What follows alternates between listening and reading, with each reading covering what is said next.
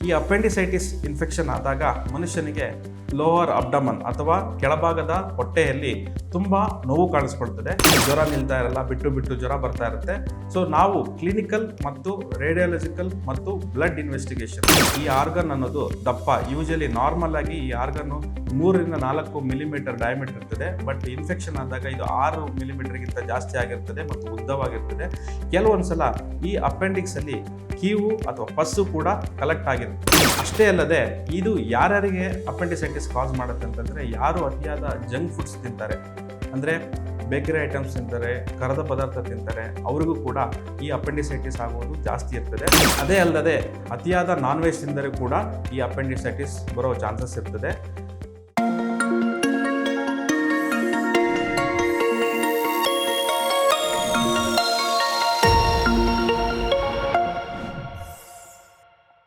ಸ್ನೇಹಿತರೆ ನಮಸ್ತೆ, ಡಾಕ್ಟರ್ ಭರತ್ ಅಂಚೆ ಮಾಡುವ ನಮಸ್ಕಾರಗಳು. ನಾನು ಲೇಸರ್ ಮತ್ತು ಲ್ಯಾಪ್ರೋಸ್ಕೋಪಿಕ್ ಶಸ್ತ್ರಚಿಕಿತ್ಸಾ ತಜ್ಞರಾಗಿ ಬೆಂಗಳೂರಿನಲ್ಲಿ ಹಲವಾರು ಆಸ್ಪತ್ರೆಯಲ್ಲಿ ಕಾರ್ಯನಿರ್ವಹಿಸಿಕೊಂಡು ಬಂದಿದ್ದೇನೆ. ಸುಮಾರು 14-15 ವರ್ಷಗಳ ಶಸ್ತ್ರಚಿಕಿತ್ಸೆಯ ಸರ್ಜರಿಗಳ ಅನುಭವಗಳು ಕೂಡ ನನಗೆ ಲಭಿಸಿದೆ. ಈ ಶಸ್ತ್ರಚಿಕಿತ್ಸೆಯಲ್ಲಿ ಎಲ್ಲ ಥರದಂತಹ ಕ್ಲಿಷ್ಟಕರವಾದ ಸರ್ಜರೀಸನ್ನು ಸರಳವಾಗಿ ಮಾಡಿಕೊಂಡು ತುಂಬ ಹಲವಾರು ರೋಗಿಗಳಿಗೆ ಉಪಯುಕ್ತವಾಗಿ ಬಂದಿದ್ದೇನೆ. ಅದರಲ್ಲಿ ಮುಖ್ಯವಾಗಿ ನಾವು ಕಂಡುಬರುವಂತಹ ಒಂದು ಶಸ್ತ್ರಚಿಕಿತ್ಸೆ ಎಂದರೆ ಅಪೆಂಡಿಸೆಕ್ಟಮಿ. ಅಂದರೆ ಈ ಅಪೆಂಡಿಕ್ಸ್ ಅನ್ನೋದು ಒಂದು ಸಣ್ಣ ಆರ್ಗನ್ ನಮ್ಮ ಹೊಟ್ಟೆಯ ಕೆಳಭಾಗದಲ್ಲಿ ಇರ್ತದೆ. ಅಂದರೆ ನಾವು ಹೊಟ್ಟೆಯನ್ನು 4 ಭಾಗ ಡಿವೈಡ್ ಮಾಡ್ತೀವಿ: upper quadrant, lower quadrant, right and left ಅಂತ. ಈ ರೀತಿ 4 ಡಿವೈಡ್ ಮಾಡಿದಾಗ ನಮ್ಮ ಲೋವರ್ ರೈಟ್ ಕ್ವಾಡ್ರೆಂಟಲ್ಲಿ ಅಪೆಂಡಿಕ್ಸ್ ಅನ್ನೋ ಒಂದು ಆರ್ಗನ್ ಲಭಿಸುತ್ತದೆ. ಇದು ದೊಡ್ಡ ಕರಳು ಮತ್ತು ಸಣ್ಣ ಕರಳು ಎರಡು ಸೇರುವ ಜಾಗದಲ್ಲಿ ಅಪೆಂಡಿಕ್ಸ್ ಇರ್ತದೆ.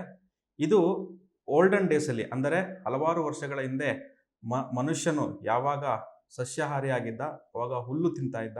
ಆ ಹುಲ್ಲು ತಿನ್ನುವಾಗ ಈ ಆರ್ಗನ್ ತುಂಬ ಉಪಯುಕ್ತವಾಗಿತ್ತು. ಆದರೆ ಕಾಲಕ್ರಮೇಣ ಈ ಮನುಷ್ಯ ಹುಲ್ಲು ತಿನ್ನುವುದನ್ನು ಬಿಟ್ಟು ಯಾವಾಗ ಸಿವಿಲೈಸೇಷನ್ ಆಯಿತು, ಮನುಷ್ಯ ಹಣ್ಣು, ತರಕಾರಿ, ದವಸ ಧಾನ್ಯಗಳನ್ನು ತಿನ್ನುತ್ತಾ ಬಂದಾಗ ಈ ಒಂದು ಸಣ್ಣ ಆರ್ಗನ್, ಅಂದರೆ ಎರೆಹುಳು ಅಂತ ಇರುವಂತಹ ಆರ್ಗನ್, ಈ ಅದರ ಫಂಕ್ಷನ್ಸ್ ಅಥವಾ ಕಾರ್ಯವನ್ನು ಸ್ಥಗಿತಗೊಳಿಸಬಂತು. ಹಾಗೆ ನಾವು ಇಂಗ್ಲೀಷ್ನಲ್ಲಿ ಇದನ್ನು ಇವಾಗ ವೆಸ್ಟಿಜಿಯಲ್ ಆರ್ಗನ್ ಅಂತ ಹೇಳ್ತೇವೆ. ಈ ಆರ್ಗನ್ ಏನೂ ಕೆಲಸ ಮಾಡಲಿದ್ರು ಕೂಡ ದೇವರು ನಮಗೆ ಅದು ಸೃಷ್ಟಿ ಕೊಟ್ಟಾಗ ನಮ್ಮ ದೇಹದಲ್ಲಿ ಇರುವಾಗ ಇದು ಕೂಡ ಇನ್ಫೆಕ್ಷನ್ ಆಗಿ ತೊಂದರೆ ಕೊಡುತ್ತದೆ. ಆ ತೊಂದರೆಯನ್ನು ಇನ್ಫೆಕ್ಷನ್ ಆದಾಗ ನಾವು ಈ ಆರ್ಗನ್ಗೆ ಅಪೆಂಡಿಸೈಟಿಸ್ ಅಂತ ಹೇಳ್ತೀವಿ. ಅಪೆಂಡಿಸೈಟಿಸ್, ಐಟಿಸ್ ಅಂತಂದರೆ inflammation of any organ we call as A itis. So ಈ ಐಟಿಸಲ್ಲಿ ಅಪೆಂಡಿಸೈಟಿಸ್ ಆದಾಗ ಮನುಷ್ಯನಿಗೆ ಯಾವ ಥರ ತೊಂದರೆಗಳು ಬರುತ್ತದೆ, ಯಾವ ಲಕ್ಷಣಗಳಿರುತ್ತದೆ, ಇದನ್ನು ಉಪಯೋಗದಿಂದ ಯಾವ ರೀತಿ ನಾವು ಶಸ್ತ್ರಚಿಕಿತ್ಸೆ ಆಗಿರ್ಬೋದು ಅಥವಾ ಮೆಡಿಸಿನ್ಸ್ ಕೊಟ್ಟು ನಾವು ಗುಣ ಮಾಡುತ್ತೇವೆ ಎಂದು ನಾನು ಹೇಳುತ್ತೇನೆ. ಮೊದಲನೇದಾಗಿ, ಈ ಅಪೆಂಡಿಸೈಟಿಸ್ ಇನ್ಫೆಕ್ಷನ್ ಆದಾಗ ಮನುಷ್ಯನಿಗೆ ಲೋವರ್ ಅಬ್ಡಮನ್ ಅಥವಾ ಕೆಳಭಾಗದ ಹೊಟ್ಟೆಯಲ್ಲಿ ತುಂಬ ನೋವು ಕಾಣಿಸ್ಕೊಳ್ತದೆ. ಎರಡನೇದಾಗಿ, ಅತಿಯಾದ ವಾಂತಿ ಇರ್ತದೆ ಮತ್ತು ಜ್ವರ ಇರ್ತದೆ ಮತ್ತು ಸುಸ್ತಾಗ್ತಾ ಇರ್ತದೆ. ಈ 4 ಲಕ್ಷಣಗಳು ಯಾವುದೇ ಒಬ್ಬ ರೋಗಿಗೆ ಅಥವಾ ಪೇಷಂಟ್ಗೆ ಬಂದಾಗ ವೈದ್ಯರ ಬಳಿ ಬರ್ತಾರೆ. ವಾಮಿಟ್ ನಿಲ್ತಾ ಇರಲ್ಲ ಅಥವಾ ಜ್ವರ ನಿಲ್ತಾ ಇರಲ್ಲ, ಬಿಟ್ಟು ಬಿಟ್ಟು ಜ್ವರ ಬರ್ತಾ ಇರುತ್ತೆ. ಸೊ ನಾವು ಕ್ಲಿನಿಕಲ್ ಮತ್ತು ರೇಡಿಯಾಲಜಿಕಲ್ ಮತ್ತು ಬ್ಲಡ್ ಇನ್ವೆಸ್ಟಿಗೇಷನ್, ಇವತ್ತಿನ ದಿನದಲ್ಲಿ ನಾವು ಮಾಡುತ್ತಿರುವಂತಹ ಕಾರ್ಯನಿರ್ವಹಣೆಗಳು ಹೇಗೆ ಅಂತಂದರೆ ಆಲೋಪತಿಕಲ್ಲಿ ಎವಿಡೆನ್ಸ್ ಬೇಸ್ಡ್ ಮೆಡಿಸಿನ್ಸ್. ಯಾಕೆ? ರೋಗಿ ಹೇಳುವ ಒಂದು ಹಿಸ್ಟ್ರಿ ಆಗಿರ್ಬೋದು, ಅವನ ಲಕ್ಷಣ ಆಗಿರ್ಬೋದು, ನಾವು ಮಾಡುವಂತಹ ರಕ್ತ ಪರೀಕ್ಷೆಯಲ್ಲಿ ಕಂಡುಬರುವಂತಹ ಇನ್ಕ್ರೀಸ್ ಟೋಟಲ್ ಕೌಂಟ್ ಅಥವಾ ರೇಡಿಯಾಲಜಿಯಲ್ಲಿ ಅಂದರೆ ಎಕ್ಸ್ರೇ ಅಥವಾ ಸ್ಕ್ಯಾನಿಂಗ್ ಮಾಡಿದಾಗ ಈ ಆರ್ಗನ್ ಅನ್ನೋದು ದಪ್ಪ, ಯೂಶಲಿ ನಾರ್ಮಲ್ ಆಗಿ ಈ ಆರ್ಗನ್ನು 3-4 ಮಿಲಿಮೀಟರ್ ಡಯಾಮೀಟರ್ ಇರ್ತದೆ. ಬಟ್ ಇನ್ಫೆಕ್ಷನ್ ಆದಾಗ ಇದು 6 ಮಿಲಿಮೀಟರ್ಗಿಂತ ಜಾಸ್ತಿ ಆಗಿರ್ತದೆ ಮತ್ತು ಉದ್ದವಾಗಿರ್ತದೆ. ಕೆಲವೊಂದ್ಸಲ ಈ ಅಪೆಂಡಿಕ್ಸ್ ಅಲ್ಲಿ ಕೀವು ಅಥವಾ ಪಸ್ಸು ಕೂಡ ಕಲೆಕ್ಟ್ ಆಗಿರ್ತದೆ. ಇಂತಹ ಪಸ್ಸು, ಕೀವು ಇರುವಾಗ ಇಮಿಡಿಯೇಟ್ ಆಗಿ ಮೋಸ್ಟ್ ಆಫ್ ದ ಟೈಮ್ಸ್ 80% ಈ ಅರ್ಲಿ ಡಿಟೆಕ್ಷನ್ ಆಫ್ ಇನ್ಫೆಕ್ಷನ್ ಆದಾಗ ನಾವೇನು ಮಾಡ್ತೀವಿ ಅಂತಂದರೆ ಮೆಡಿಸಿನ್ಸ್ ಕೊಟ್ಟು ಕಮ್ಮಿ ಮಾಡ್ತೀವಿ. ಆ್ಯಂಟಿಬಯೋಟಿಕ್ಸ್ ಕೊಟ್ಟು ಮತ್ತು ಪೇಯ್ನ್ ಕಿಲ್ಲರ್ಸು ಮತ್ತು ಜ್ವರಕ್ಕೆ ಬರದಂತೆ ಆ್ಯಂಟಿಪೈರೆಟಿಕ್ ಅಂತ ಹೇಳ್ತೀವಿ, ಈ ಎಲ್ಲ ಮಾತ್ರೆಗಳನ್ನ ಕೊಟ್ಟು ಗುಣಪಡಿಸ್ತೀವಿ. ಆದರೆ ಕೆಲವು ಒಂದು 20% ಈ ಅಪೆಂಡಿಸೈಟಿಸ್ ಆದಾಗ 2 ಥರ ಇರುತ್ತದೆ. ಒಂದು ಯಾವುದಕ್ಕೆ ಅಪೆಂಡಿಸೈಟಿಸ್ ಆಗುತ್ತೆ ಅಂತಂದರೆ, ಮನುಷ್ಯ ತಿನ್ನುವಂತಹ ಆಹಾರದಲ್ಲಿ ವೇಸ್ಟೇಜ್ ಇರ್ಬೋದು, ಅಥವಾ ತಿನ್ನುವಂತಹ ಆಹಾರ ಶುಚಿತ್ವ ಇಲ್ಲದೆ ಅದರಲ್ಲಿ ಬ್ಯಾಕ್ಟೀರಿಯಾಸ್, ವೈರಸ್ ಮಿಶ್ರಿತಗೊಂಡಿದ್ದರೆ, ಮನುಷ್ಯ ರೋಡ್ ಸೈಡಲ್ಲಿ ತಿನ್ನುವಂತಹ ಹಣ್ಣು ತರಕಾರಿಗಳಾಗಿರ್ಬೋದು, ತೊಳೆದಲೇ ತಿಂದಲೇ ಇರ್ಬೋದು, ಈ ಇದರಲ್ಲಿ ಬ್ಯಾಕ್ಟೀರಿಯಾ ಅನ್ನೋದು ಸ್ಟಾಫಿಲೋಕಾಕಸ್ ಆರಿಯಸ್, ಸ್ಟೆಪ್ಟೋಕಾಕೈ, ಸಾಲ್ಮೊನೆಲ್ಲಾ ಈ ರೀತಿಯ ಹಲವಾರು ಬ್ಯಾಕ್ಟೀರಿಯಾಗಳು ಆ ಅಪೆಂಡಿಕ್ಸ್ ಅಲ್ಲಿ ಸೇರಿಕೊಂಡು ಇನ್ಫೆಕ್ಷನ್ ಸ್ಟಾರ್ಟ್ ಮಾಡ್ತದೆ. ಮತ್ತು ಅಷ್ಟೇ ಅಲ್ಲದೆ ಇದು ಯಾರ್ಯಾರಿಗೆ ಅಪೆಂಡಿಸೈಟಿಸ್ ಕಾಸ್ ಮಾಡುತ್ತೆ ಅಂತಂದ್ರೆ, ಯಾರು ಅತಿಯಾದ ಜಂಕ್ ಫುಡ್ಸ್ ತಿಂತಾರೆ, ಅಂದ್ರೆ ಬೇಕರಿ ಐಟಮ್ಸ್ ತಿಂತಾರೆ, ಕರದ ಪದಾರ್ಥ ತಿಂತಾರೆ, ಅವ್ರಿಗೂ ಕೂಡ ಈ ಅಪೆಂಡಿಸೈಟಿಸ್ ಆಗುವುದು ಜಾಸ್ತಿ ಇರ್ತದೆ. ಈ ಏಜ್ ಅಂತ ನೋಡಿದ್ರೆ ಅಪೆಂಡಿಸೈಟಿಸ್ ಹುಟ್ಟಿದ ಮಗು 2 ವರ್ಷದಿಂದ ಕೂಡ 99 ವರ್ಷ ವೃದ್ಧರಿಗೂ ಕೂಡ ಆಗ್ಬೋದು. ಡಿಪೆಂಡ್ಸ್ ಆನ್ ಫುಡ್ ಹ್ಯಾಬಿಟ್ಸ್ ಮತ್ತು ಯಾವ ಥರದ ಇನ್ಫೆಕ್ಷನ್ಸ್ ಅಥವಾ ಯಾವ ಗಲೀಜ್ ವಾಟರ್ ಅಥವಾ ಏನೇ ಆಗಿರ್ಬೋದು, ಅದರಲ್ಲಿ ಅಪೆಂಡಿಸೈಟಿಸ್ ಅನ್ನೋದು ಬರ್ತಾ ಹೋಗ್ತದೆ. ಮತ್ತು ಅದೇ ಅಲ್ಲದೆ ಅತಿಯಾದ ನಾನ್ ವೆಜ್ ತಿಂದರೆ ಕೂಡ ಈ ಅಪೆಂಡಿಸೈಟಿಸ್ ಬರೋ ಚಾನ್ಸಸ್ ಇರ್ತದೆ. ಮತ್ತು ಯಾವಾಗ ಆಹಾರದಲ್ಲಿ ನೀರಿನ ಪ್ರಮಾಣವು ಕಡಿಮೆ ಆಗ್ತದೆ, ಅಥವಾ ದೇಹಕ್ಕೆ ನಾವು ಬೇಕಾದಂತಹ ನೀರು ಪ್ರತಿ ಮನುಷ್ಯನಿಗೆ ಪ್ರತಿದಿನವೂ 3 ಲೀಟರ್ ನೀರು ಅಂತೂ ಬೇಕು ಐಡಿಯಲಿ. ಅದೇ ಬೇಸಿಗೆಗಾಲದಲ್ಲಿ ಇದು 3.5 ರಿಂದ 4 ಲೀಟರ್ ನೀರನ್ನು ಎಲ್ಲರೂ ಸೇವಿಸಬೇಕಾಗುತ್ತದೆ. ಅಂತಹ ಸಂದರ್ಭದಲ್ಲಿ ಪ್ರತಿ ರೋಗಿಯಾಗಿರ್ಬೋದು ಅಥವಾ ಮನುಷ್ಯನಾಗಿರ್ಬೋದು 1.5 ಲೀಟ್ರು 2 ಲೀಟ್ರು ನೀರು ಕುಡಿದೆ ಅಂದರೆ ನೀರಿನ ಅಂಶ ಕಮ್ಮಿ ಆದಾಗ ಈ ಅಪೆಂಡಿಸೈಟಿಸ್ ಬರೋ ಚಾನ್ಸಸ್ ಕೂಡ ಇರ್ತದೆ. ಯಾಕೆ ಅಂತಂದರೆ, ಅಪೆಂಡಿಸ್ ಆಗುವಾಗ ಮನುಷ್ಯನ ಸಣ್ಣ ಕರಳು ದೊಡ್ಡ ಕರಳು ಮಿಶ್ರಿತ ಇರುವ ಜಾಗದಲ್ಲಿ ಫಿಕೋಲಿತ್ ಅನ್ನೋದೊಂದು ಪ್ರೊಡ್ಯೂಸ್ ಆಗುತ್ತೆ. ಆ ಫಿಕೋಲಿತ್ ಅಂತಂದ್ರೆ ಕಲ್ಲು, ಕಕ್ಕಸು ಕಲ್ಲಾಗಿ ಪರಿಣಾಮ ಆಗಿ ಈ ಅಪೆಂಡಿಕ್ಸ್ ರಂಧ್ರದಲ್ಲಿ ಕುತ್ಕೊಂಡಾಗ ಅಪೆಂಡಿಸೈಟಿಸ್ ಇನ್ಫೆಕ್ಷನ್ಸ್ ಆಗ್ತದೆ. ಅವಾಗಲೂ ಕೂಡ ಇದು ಅಪೆಂಡಿಸೈಟಿಸ್ ಆಗ್ತದೆ. ಮತ್ತೆ ಬಂದಾಗ ಲಕ್ಷಣಗಳು ನಾನು ಆಗಲೇ ಹೇಳಿದೆ, ಜ್ವರ ಇರ್ತದೆ, ನೋವು ಇರ್ತದೆ, ವಾಂತಿ ಇರ್ತದೆ ಮತ್ತು ಸುಸ್ತಾಗ್ತಾ ಇರ್ತದೆ, ಮನುಷ್ಯನಿಗೆ ನಡಿಲಿಕ್ಕಾಗಲ್ಲ, ಲೆಥರ್ಜಿ ಆಗಿರ್ತಾನೆ, ಆಲಸ್ಯ ಇರ್ತಾನೆ. ಸೊ ಇದೆಲ್ಲ ಮತ್ತೆ ಜ್ವರ, ಅತಿಯಾದ ಜ್ವರ ಕೂಡಿ ಚಳಿ ಕೂಡ ಇರ್ತದೆ. ಇಂಥ ಸಂದರ್ಭದಲ್ಲಿ ನಾವು ಕ್ಲಿನಿಕಲ್ ಎಕ್ಸಾಮಿನೇಷನ್ ಮಾಡಿಕೊಂಡು ಫಸ್ಟ್ ಆಗಿ ಶಸ್ತ್ರಚಿಕಿತ್ಸೆಗೆ ಬಂದಾಗ ಇತ್ತೀಚಿನ ದಿನಗಳಲ್ಲಿ ನಾವು ಲ್ಯಾಪ್ರೋಸ್ಕೋಪಿಕ್ ಸರ್ಜರಿನ ಮಾಡಿ ಈ ಶಸ್ತ್ರಚಿಕಿತ್ಸೆಯಲ್ಲಿ ಅಪೆಂಡಿಕ್ಸ್ ಅನ್ನು ರಿಮೂವ್ ಮಾಡ್ತೀವಿ.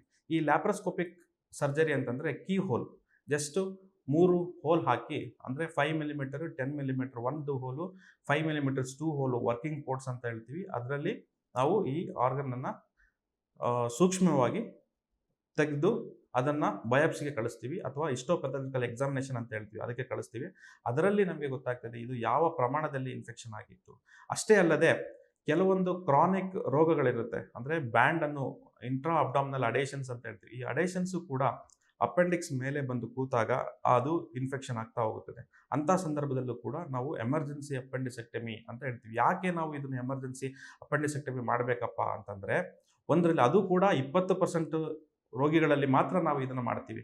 80% ಬರೀ ಮೆಡಿಸಿನ್ಸ್ ಮಾತ್ರೆ ಕೊಟ್ಟು ಮಾತ್ರ ನಾವು ಇದನ್ನು ಗುಣಪಡಿಸುತ್ತೇವೆ. ಮತ್ತು ಇದಕ್ಕೆ ಹಲವಾರು ಜನಗಳಲ್ಲಿ ನಾನು ಪ್ರಾಕ್ಟೀಸ್ ಮಾಡಿರುವಂತಹ ವಿಧಿವಿಧಾನದಲ್ಲಿ ಎಷ್ಟೋ ರೋಗಿಗಳು ಏನು ಬರ್ತಾರೆ ಅಂದರೆ, ನಾನು ಆಯುರ್ವೇದಿಕ್ ತಗೊತೀನಿ, ಹೋಮಿಯೋಪತಿ ತಗೊತೀನಿ ಅಂತ. ಯಾವುದೇ ಕಾರಣಕ್ಕೂ ಈ ಒಂದು ಇನ್ಫೆಕ್ಷನ್ ಆದಾಗ ಆಯುರ್ವೇದಿಕ್ ಹೋಮಿಯೋಪತಿಗೆ ಹೋಗಬೇಡಿ. ಆಯುರ್ವೇದಿಕ್ ಡಾಕ್ಟರ್ ಹತ್ರ ಹೋದ್ರೂ ಕೂಡ ಅವ್ರ ಹತ್ರ ಆಂಟಿಬಯೋಟಿಕ್ಸ್ ನೀವು ತಗೊಂಡ್ರೆ 80% ನಿಮ್ಮ ರೋಗ ಗುಣ ಆಗ್ತದೆ. ಮತ್ತು ಇದರ ಅಷ್ಟೇ ಅಲ್ಲದೆ ಇದರೊಳಗಡೆ ಪಸ್ ಆಗುತ್ತೆ. ಪಸ್ ಆದಾಗ ಬರ್ಸ್ಟ್ ಆಗುತ್ತೆ. ಅದೇನು 6 ಮಿಲಿಮೀಟರ್ ಇರುತ್ತೆ ಅಥವಾ 8 ಮಿಲಿಮೀಟರ್ ಡಯಾಮೀಟರ್ ಬಲ್ಜ್ ಆಗಿರುತ್ತೆ. ಪಸ್ ಆದಾಗ ಜಾಸ್ತಿ ಆಗ್ತಾ ಹೋಗುತ್ತೆ. 1 ಮಿಲಿಮೀಟರ್, 1 ಸೆಂಟಿಮೀಟರ್, 2 ಸೆಂಟಿಮೀಟರ್, 3 ಸೆಂಟಿಮೀಟರ್ ಗಾತ್ರವಷ್ಟು ಅಗಲ ಆಗ್ತದೆ. ಅಗಲ ಆದಾಗ ಬರ್ಸ್ಟ್ ಆಗ್ತದೆ. ಬರ್ಸ್ಟ್ ಆದಾಗ it is a worst condition. We say it is a intestinal perforation or appendicular perforation. So ಅದರಲ್ಲಿ ಏನಾಗುತ್ತೆ, ಆ ಪಸ್ ಎಲ್ಲ ಹೊಟ್ಟೆ ಒಳಗಡೆ ಕೂತ್ಕೊಳ್ಳುತ್ತೆ. ಹೊಟ್ಟೆ ಮತ್ತು ಕರಳು ಮಧ್ಯದಲ್ಲಿ ಕೂತ್ಕೊಂಡು ಇನ್ಫೆಕ್ಷನ್ ಇನ್ನೂ ಜಾಸ್ತಿ ಆಗ್ತಾ ಹೋಗುತ್ತೆ, ದೊಡ್ಡ ಕಾಂಪ್ಲಿಕೇಶನ್ ಆಗುತ್ತದೆ. ಇಲ್ಲಿ ನಾನು ಹಲವಾರು ಸರಿ ಹೇಳ್ತೀನಿ, ಇದು ವೆಸ್ಟಿಜಿಯಲ್ ಆರ್ಗನ್ ಆಗಿದ್ರು ಕೂಡ ಇದರ ಮೂರ್ತಿ ಚಿಕ್ಕದಾದರೂ ಇದರ ಪ್ರಭಾವ ಬರೀ ದೊಡ್ಡದು. ಯಾಕಂದರೆ ಈ ಇನ್ಫೆಕ್ಷನ್ ಚಿಕ್ಕದಲ್ಲಿ ಇರುವಾಗಲೇ ನಾವು ಅದಕ್ಕೆ ಟ್ರೀಟ್ಮೆಂಟ್ ತಗೊಂಡು ರೆಡಿ ಆಗ್ತೀವಿ ಅಂತಂದರೆ ಮನುಷ್ಯ ಅಥವಾ ರೋಗಿ ಬಹುಬೇಗ ಗುಣ ಆಗ್ತಾನೆ. ನಾವು ಡಿಲೇ ಮಾಡಿದರೆ 10 ದಿನ 15 ದಿನ ಡಿಲೇ ಮಾಡಿದರೆ ಈ ಇನ್ಫೆಕ್ಷನಿಂದ ಮನುಷ್ಯ ಸತ್ತು ಹೋಗ್ಬೋದು, ಮರಣ ಕೂಡ ಹೊಂದ್ತಾನೆ.